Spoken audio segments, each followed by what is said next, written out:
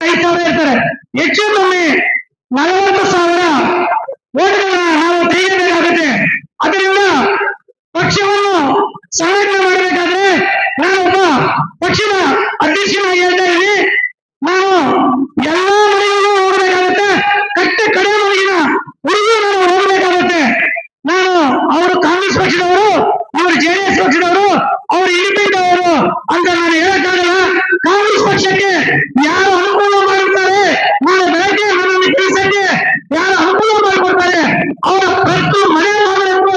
ನಾನು ಬೆಳಗ್ಗೆ ರೆಡಿ ಅಂತ ಈ ಸಂದರ್ಭದಲ್ಲಿ ನಾನು ನಿಮ್ಮ ಎಲ್ಲಾ ಪಕ್ಷದ ಮುಖಂಡರಲ್ಲಿ ನಾನು ಬೇಡ್ಕೊಂತ ಇದ್ದೀನಿ.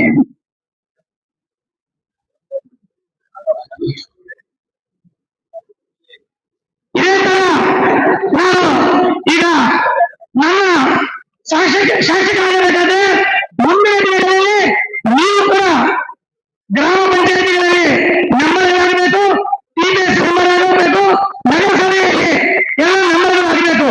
ಇದೆಲ್ಲ ನಂಬರ್ ಆಗಬೇಕಾದ್ರೆ ಪಕ್ಷ ಸಂಘಟನೆ ಕೂಡ ತುಂಬಾ ಮುಖ್ಯ. ಇದೇ ರೀತಿ ನಾವು ನಗರಸಭೆಯಿಂದ ಒಂದು ಮೀಟಿಂಗ್ ಅನ್ನು ಪ್ರತ್ಯೇಕವಾಗಿ ನಗರಕ್ಕೆ ಸಂಬಂಧಪಟ್ಟಂತೆ ಒಂದು ಪ್ರತ್ಯೇಕವಾದ ಒಂದು ಮೀಟಿಂಗ್ ಕರೀತೀನಿ. ಎರಡನೇದು ಮಹಿಳಾ ಶಕ್ತಿಗಳಿಗೆ ಅವರಿಗೆ ಉತ್ತೇಜನ ಮಾಡಕ್ಕೆ ಮಹಿಳೆಯರು ಕೂಡ ಒಂದು ಮೀಟಿಂಗ್ ಕರೀಬೇಕಂತ ಯೋಚನೆ ಮಾಡ್ತಾ ಇದ್ದೀನಿ. ಆಮೇಲೆ ನಾವು ದೀರ್ಘ ಸಮನ್ವಯ ಕಾರ್ಯಕ್ರಮ ಪಂಚಾಯತ್ ಮಟ್ಟದಲ್ಲಿ ನಾವು ಮಾಡ್ಕೊಂಡು ಹೋಗ್ತಿದ್ವು. ಆದ್ರೆ ನಮ್ಮ ಇಲ್ಲಿ ಹಿರಿಯರಿದ್ದಾರೆ, ಇವರು ಕೆಲವು ಸಲಹೆಗಳನ್ನು ಕೊಟ್ಟಿದ್ದಾರೆ. ನಾವು ಪಂಚಾಯತಿ ಮಟ್ಟದಲ್ಲಿ ಹೋದಾಗ ನಮಗೆ ಅಲ್ಲಿ 50% ಜನ ಮಾತ್ರ ನಮಗೆ ಕಾರ್ಯಕ್ರಮಕ್ಕೆ ಬರ್ತಿದ್ರು, ಇನ್ನು 50% ಜನ ಕಾರ್ಯಕ್ರಮಕ್ಕೆ ಬರೀತಿರಲಿಲ್ಲ. ಅದರಿಂದ ಈ ಕಾರ್ಯಕ್ರಮವನ್ನು ನಾವು ಪ್ರತಿ ಮನೆಗೆ, ಪ್ರತಿ ಭಾಗಕ್ಕೆ ಈ ದೀರ್ಘ ಸಮನ್ವಯ ಕಾರ್ಯಕ್ರಮವನ್ನು ತಗೊಂಡು ಹೋಗ್ಬೇಕಂತ ನನಗೆ ಸಲಹೆ ಕೊಟ್ಟಿದ್ದಾರೆ.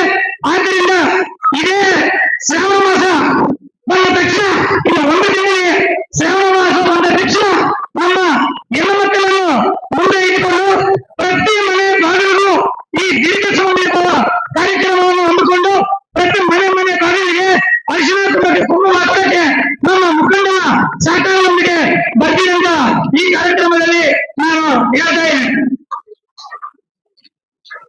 ಒಂದು ಪಂಚಾಯಿತಿ ಒಂದು ಕಡೆ ಸ್ಟಾರ್ಟ್ ಮಾಡಿದರೆ ಅದೇ ಪ್ಯಾರಲ್ ಆಗಿ ನಗರಸಭೆ ಸದಸ್ಯರು ಇಲ್ಲಿರ್ಬೋದು, ನೀವು ಎಲ್ಲ ಗಮನಿಸಬೇಕು.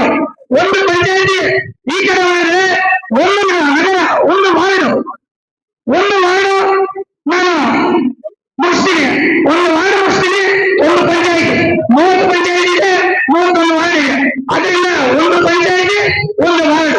ಈಗ ಪ್ಯಾರಲ್ ಆಗಿ ಪಂಚಾಯಿತಿನೂ ಮುಗಿಸ್ತೀನಿ ಮತ್ತು ವಾರ್ಡು ನಾನು ಮನೆಗೂ ನೆಕ್ಸ್ಟ್ ಮಂತಿಂದ ಮನೆಗೂ ದೀರ್ಘ ಸಮನ್ವಯ ಕಾರ್ಯಕ್ರಮವನ್ನು ಮಾಡಕ್ಕೆ ಪ್ರತಿ ಮನೆಗೂ ನಗರಗಳು ಕೂಡ ಬರ್ತೀನಿ ಅಂತ ಈ ಸಂದರ್ಭದಲ್ಲಿ ಮಾತು ಕೊಡ್ತಾ ಇದ್ದೀನಿ.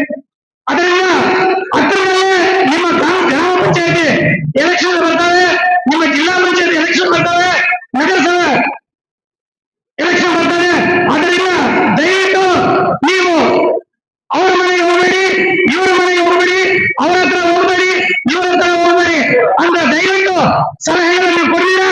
ನನಗೆ ಹೆಜ್ಜೆ ಹಾಕಿ ಕೈ ತೋರಿಸಿ ಪ್ರತಿ ಮನೆಗೂ ಬರಕ್ಕೆ ನೀವು ಸಹಕಾರ ಕೊಡಬೇಕು.